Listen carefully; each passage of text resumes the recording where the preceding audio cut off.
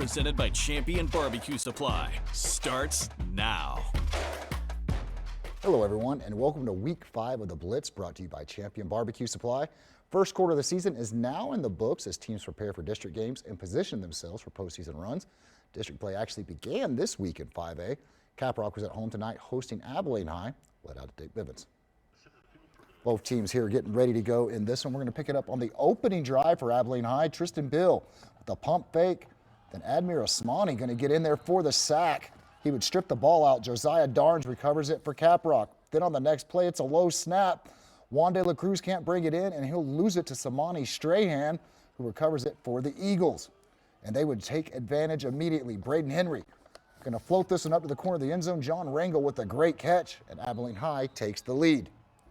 Now on the next Eagle possession, Bill is going to go out to Henry on the screen, and he's going to follow his blocks and jets ahead for the first down. A few plays later now, Bill, he's under pressure. He's going to scramble away, pump fakes, fakes us out, then fires it deep. And making the catch there on the door is Jaden Jackson. Next play, Bill, he'll fake the handoff, keeps it himself, and he's in to give the Eagles the lead. All right, let's go ahead and check out the scoreboard on this one, as it's all Abilene High in that one, while Tascosa takes down Coronado. All right, we'll stay at Dick Bivens, where Amarillo High opened up district play last night against Monterey. Nice little flip there as the Sandys get ready to go. We're going to pick it up on the opening kickoff of the game. Cameron Randall, he's going to field this one. He's got a lane here as he starts to pick up some blocks. Nice return here that will take this one back to midfield. A few plays later now. And Tate Blackwell going to get this one on the end around. He'll fly around the edge. He's going to take this one all the way down to the 25. Next play now. Jet Lopez with a clean pocket. Going to fire to the end zone. Blackwell pulls it in. The Sandys would take the lead. A little later now in the first, Monterey is driving. Jonah Reed with a quick pass to Noah Alexander. Going to run out of a tackle there. He's going to get this one down to the 2 as the Plainsmen are knocking on the door. Then in the next play, Deuce Moore. He's going to flip into the end zone here. That's a unique way to score. That would tie the game. But the Sandys, they would respond. Jude Donovan with a nice cut here, and he's going to explode down the field for the first down. Then a few plays later, Donovan going to get it again right up the middle, and he's going to scamper into the end zone to regain the lead. Let's go ahead and check out the scoreboard. And that one was all Amarillo High. We'll head now to Happy State Bank Stadium, where Canyon hosted Pedro Vista out of New Mexico. And here come the Eagles in this one. On the opening drive for the Panthers, a little trickery here. Joshua Zapita going to get it on the end around. He's got a lot of green out in front of him. He's going to take this one down just outside the 20. Then a few plays later, Nicholas Halverson, he's going to roll out, fires it over the middle. Amasi Grego pulls it in, and he'll take that one in for the score as Pedro Vista takes the lead. But the Eagles will respond. Brox Hacker, he's going to keep this one on the draw, spins out of a tackle there, and he's going to pick up a nice gain for a first down. A few plays later now, Hacker, he's going to keep it on the draw, and he's into the end zone untouched. That will tie the game. Same score now in the second quarter. Canyon has a 4th and 1, and it's a tush push, and it works just like it does in the NFL. That's a first down for the Eagles. A little later now in the drive, Hacker going to keep it again. He's going to cut it outside, then back in, and he is off. That would give Canyon the lead. We'll go ahead and check out the scoreboard in this one. The Eagles with a big win in that one, while last night Randall drops their first game of the season as they fall to Estacado. All right, now we're going to head west to Bushland, who they welcome Dumas into town. Check out a nice ride there. Was it homecoming? I'm thinking it was homecoming. Yeah, that's the court being brought in there. All right, in the first series, Colton Strickland's picked by Luis Bolbina.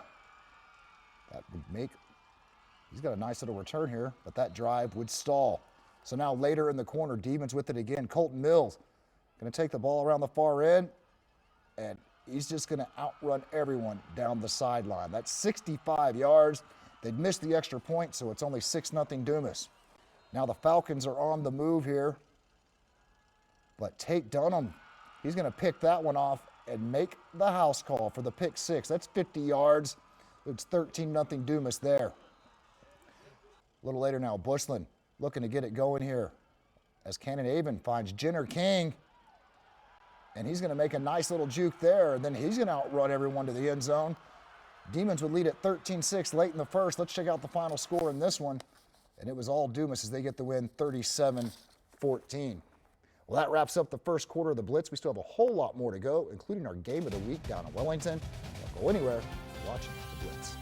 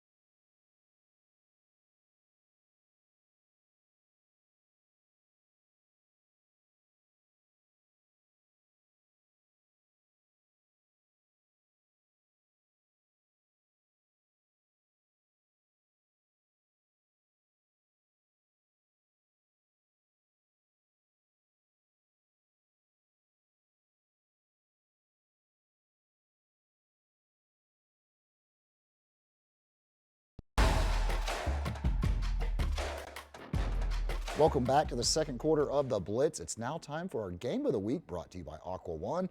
The Wellington Skyrockets are off to a 4-0 start, but they would face their toughest challenge of the season so far when they welcomed Panhandle to town. Panhandle bounced back from their first loss of the season last week when they shut out River Road.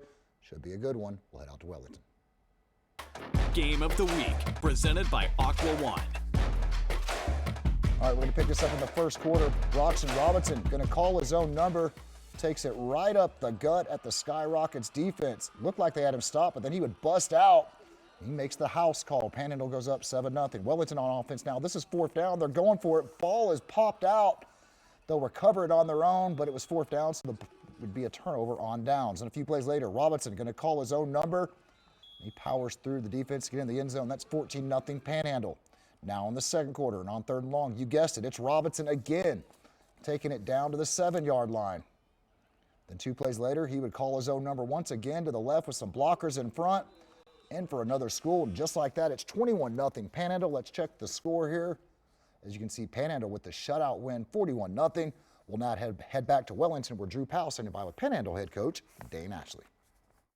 Yeah, thanks very much. The final score here, 41-0 after 4 quarters of play in our game of the week between the visiting Panhandle Panthers and the Wellington Skyrockets. And we are joined now by Dane Ashley, the head coach of the Panhandle Panthers. And, you know, a lot of credit goes to your offense. You guys put up 41 points, but how about your defense? You guys were able to keep Wellington's offense out of the end zone. I think that speaks volumes about your great defense. Yeah, that's the one thing that I've been talking with Coach Profit about is how many points they're scoring and how athletic they are and how versatile they can be on offense. So for the defense to kind of settle in after that first drive and play, you know, what I felt was relatively good defense. I was excited about that. Talk about the game plan. You guys got the ball, you guys were able to score, and it seemed like you just didn't let your foot off the gas. Yeah, you know, what they do defensively kind of makes you uncomfortable a little bit. They're so aggressive and they'll load the box, so we had to kind of develop some new formations to take away some of that.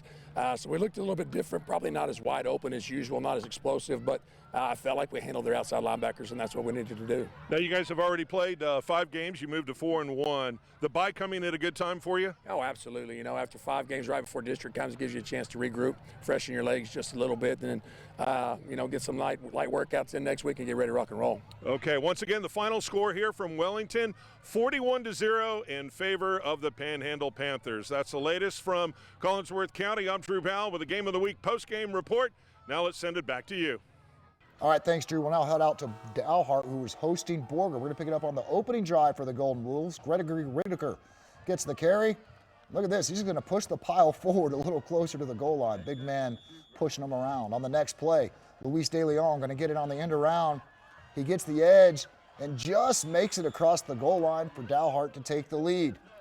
The Golden Wolves threatening again on the next possession. Whitaker powers in behind his line, and he'll punch it in for the score. Now the next Dalhart possession. And this time we got a play fake. Fakes out our cameraman. Hunter Trussler floats it up for De Leon, and he'll pick up the first down. Next play now. Trussler finds Jacob Olvera coming out of the backfield, and he's going to power his way ahead here down to the 20-yard line. And a few plays later, they're threatening again. Trussler with the play fake, then fires it in the end zone for a wide open Caleb Spear for another touchdown. Let's go ahead and check the score on this one. You can see it was all Dalhart in that one, while Perryton leads in the 4th over Pampa. A couple more scores. We have West Texas High over River Road. Clyde takes down Muleshoe. That's surprising there. Then a couple more. We have Spearman over Shamrock and Abernathy over Freeland. All right, now we're off to Highland Park, where they were hosting the Dimmitt Bobcats. We're going to pick it up on the opening drive for the Bobcats. Caden Carpio, he's going to keep this one here. Scrambles around, looks to be stopped, but then he escapes. And he's got a nice little juke here as he's going to get this one down to about the 20-yard line. Next play, Joaquin Arias. He'll get the carry. He's going to find the edge, and then he is gone. Dimmitt strikes first, and they take the lead. Same score now in the second quarter. Dimmitt's driving again. Octavio Aris, he'll get the call. He looks to be stopped, but they never blow the whistle. He keeps churning, and he's going to break free of the pack. And he's going to take that one all the way in for a score as Dimmitt leads this one 14-0. But the Hornets would answer back. Morgan Peace, he's going to take this one here, bouncing off defenders and our cameraman. And he's going to fight his way all the way down into the end zone. That way, Highland Park on the scoreboard. Let's go ahead and check the scoreboard. As you can see, it was Dimmitt with the tight one over Highland Park. Stratford over Trinity Christian. A couple more for you. Sunray falls to Canadian. Childress falls to City View. That's Wichita Falls City View there as well. All right, well, that wraps up the second quarter of the Blitz. We still have the ranks of 6-man to go, as well as heading out of state for scores as well. So we still have plenty to come, including our play of the week. Don't go anywhere. You're watching the Blitz.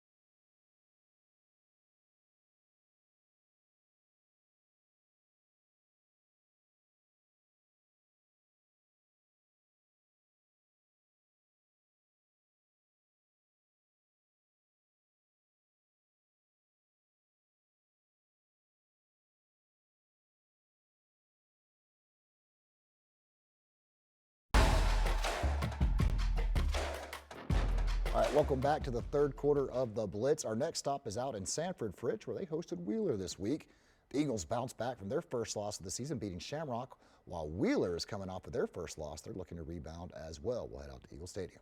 All right, here they are before the game at the coin toss. We're going to pick it up here as the Mustangs. Bryce Hall, he's going to field this punt here for the Mustangs, and he's going to get some great field position on this. That's a nice little return, but that drive would stall. Now the Mustangs with the ball again. Chris Gallardo, the nice run around here to the far side. He's going to get this one all the way down inside the 10 on the ensuing play. Gallardo with the call again, and he is in. They'd missed the extra point, so it's 6-0 Wheeler.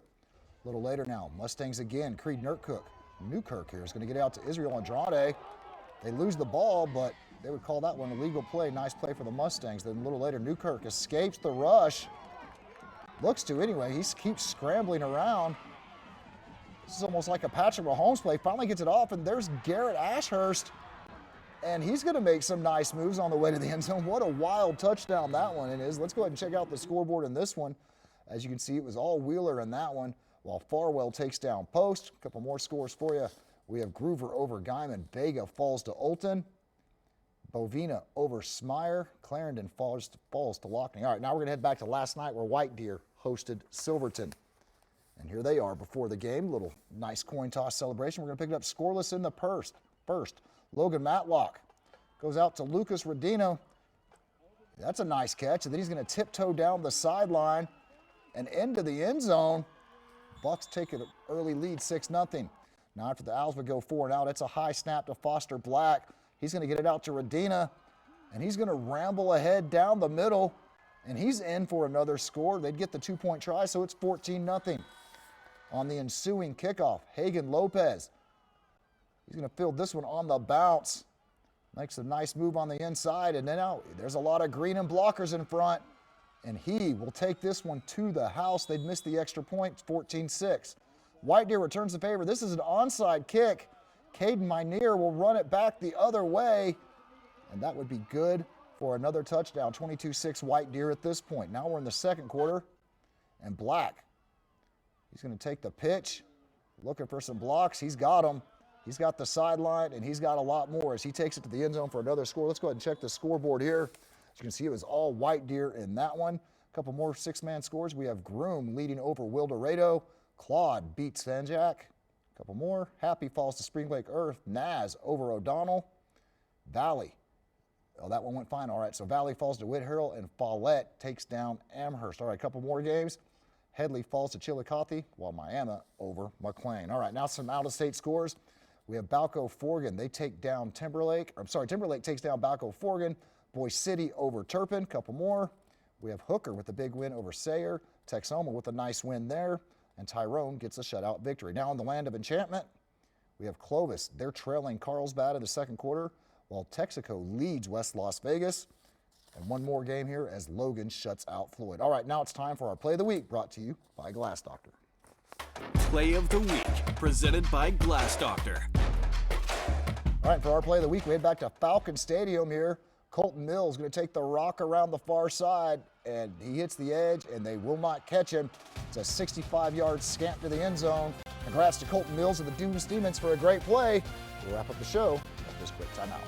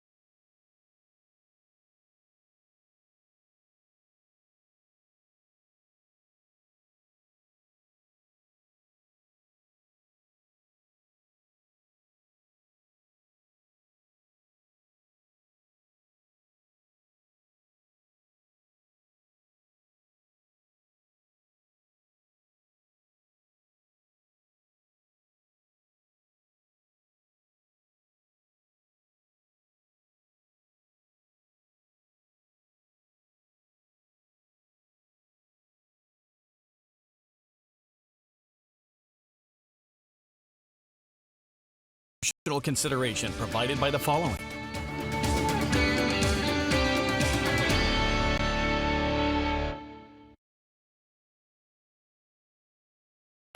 Band of the Week, presented by ACFCU.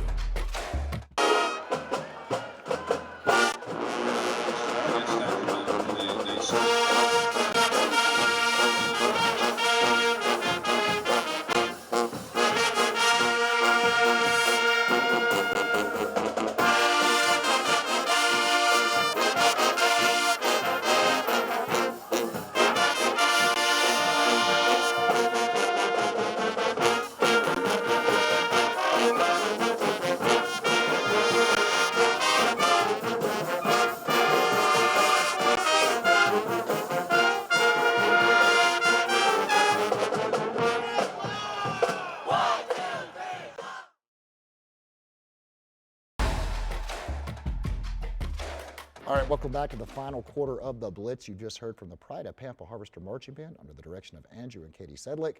Thanks to ACFCU for bringing us the sounds of Band of the Week each and every week. It's another jam-packed Saturday of college football as well. West Texas A&M, they're back at Bain Schaefer Buffalo Stadium taking on a very good Western Oregon team. That game tomorrow at 7 in Canyon. And we have a full slate of college football games tomorrow on ABC. The early game will see Notre Dame taking on Arkansas. Then in the afternoon, LSU against Ole Miss. And the nightcap, a good one, Alabama and Georgia. Also high school volleyball tomorrow as well. A lot of Amarillo, or a lot of 4A matchups. And Lady Buff soccer team, they're in action as well at home. Everyone have a great weekend. We'll see you all guys tomorrow.